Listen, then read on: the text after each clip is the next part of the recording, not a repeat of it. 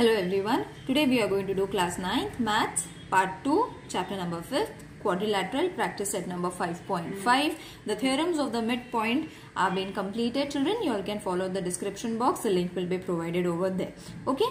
So let's start with today's example. First example is in the figure. This is the figure. Point x, y, z. X, y and z. This is the figure. Are the midpoints of the side AB, BC and AC. Okay, so you all have to understand that we have got this triangle with the midpoints of the bigger triangle. Okay, so this is the first hint that you all are getting from the diagram itself, where AB means this side is supposed to be 5 centimeter. Okay, AC, that is this side, is supposed to be 9 centimeter. Okay, and BC is equal to how much? 11 centimeter. Got it, children? So what is the main point of this? That we have to find the midpoints. Okay, this distance we have to find, where in the diagram itself it has shown that this side is equal to this side, these two sides are equal and these two sides are congruent. Instead of equal, we can say that these sides are congruent sides.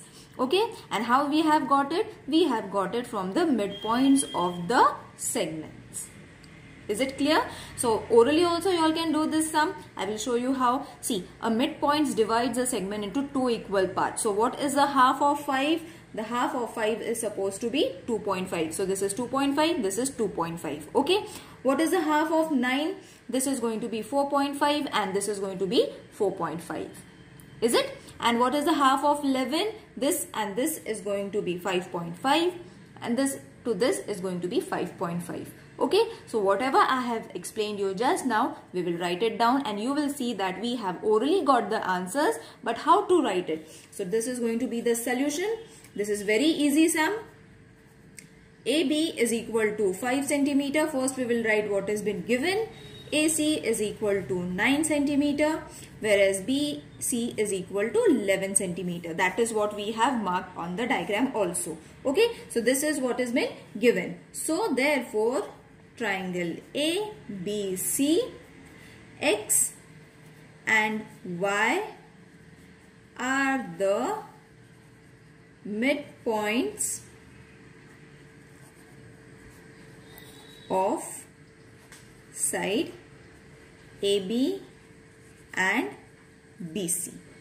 Okay, now what has been given? X, Y, Z is the midpoints. Okay, so what we have done is AB, X is the midpoint, and then the next side we have taken, that is BC, Y is the midpoint. So we have taken this triangle first. Okay, so from there we can get X, Y. We are getting this side, isn't it? From this triangle A, B and C, we are getting XY is equal to half of AC. Okay, so XY is going to be half of AC. Right? And from where did we get this, children? This is midpoint theorem. Okay, so we took this triangle in which this is the midpoints, isn't it? It is going to be half of AC. So therefore, if we have to find XY, that is half into AC is how much? 9. Okay, so when you divide it, I hope you all know how to divide it. Okay, so while dividing it, you are going to get XY is equal to 4.5 centimeter.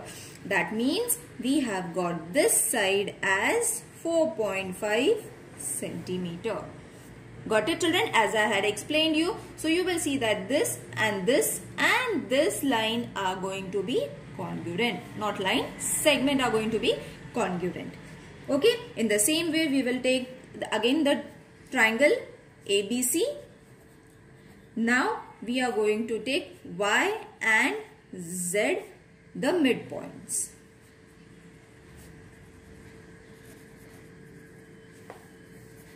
Of which sides? Y and Z are the midpoints of BC and side AC. Okay, follow the diagram as I am writing it. It is very easy. The same step we have to repeat over here. That is y and z. We have taken the midpoint, isn't it? Y and z. It is going to be half of. Now you will see y and z. It is going to be half of AB. Is it into AB. So this is going to be half. AB is how much? 5. Therefore, YZ is going to be how much? When you divide it, you are going to get 2.5 centimeter. As I said, the half of 5 is going to be 2.5. That means this is going to be 2.5 centimeter. Got it? So we have got two sides, isn't it? Two sides of the triangle we have got. Now we have left with this side. Again we will take the same diagram and the opposite side of BC. Okay, so write it down. Triangle ABC, X and Z are the midpoint. This question is going to come for 3 marks, children. At least for 3 marks this question will be asked in the exam.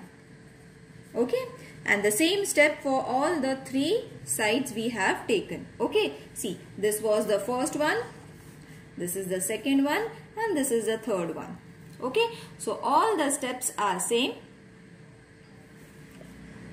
So therefore XZ, we have taken XZ is equal to half of how much? Now that we have taken midpoint X and Z, it is going to be half of BC. So into BC. So this is going to be half into BC was how much? 11. Once you divide it, you are going to get XZ is equal to 5.5 centimeter. You have got the third side also. So what you all have to do at the end? Write all the sides. Therefore, XY is equal to 4.5 centimeter. This is the length of XY they had asked in the question. YZ is equal to 2.5 centimeter and XZ is equal to 5.5 centimeter. I hope this question is clear to you all, and the same type of questions are going to be asked for the board exam also. Same type of questions are there. So understand it. This is the method you all have to write it. Okay, let's do the next question. In the figure, PQRS LMNRR rectangle. So this is the rectangle. Inside the rectangle again a rectangle is there. Okay, where M is the midpoint of PR. Okay, M is going to be the midpoint of PR. Prove that. We have to prove two things over here, children. That is SL is equal to LR. Okay, where is SL? SL is equal to LR. That means we have to show these two segments are equal and congruent as well. Okay, and the second thing we need to prove is LN, that is LN is equal to half of SQ. So you will see this is the diagonal of the smaller rectangle and this is the diagonal of the bigger or the first rectangle. Okay, so let's find the solution for it. It is also very easy. I will explain you step by step. First we will take the bigger one, that is smaller one, that is LMNR is a rectangle that has been given. Okay, therefore segment LM is parallel to segment RN and the reason is opposite sides of a rectangle. Okay, now which side we have taken, children? LM, that is this, and RN. These two sides are parallel to each other. Okay, this is the property of a rectangle. Okay, now that is segment LM is parallel to segment RQ where N is between R and Q. Let's keep this as the first reason. Now LM means this is also equal to, is parallel to RQ. See, if this is parallel to this side, okay, So it will be this side also. These two sides are going to be parallel to each other, isn't it? Now let's do the next point, that is yes, now segment RQ is parallel to segment SP. Again the same reason, that is opposite sides of a rectangle.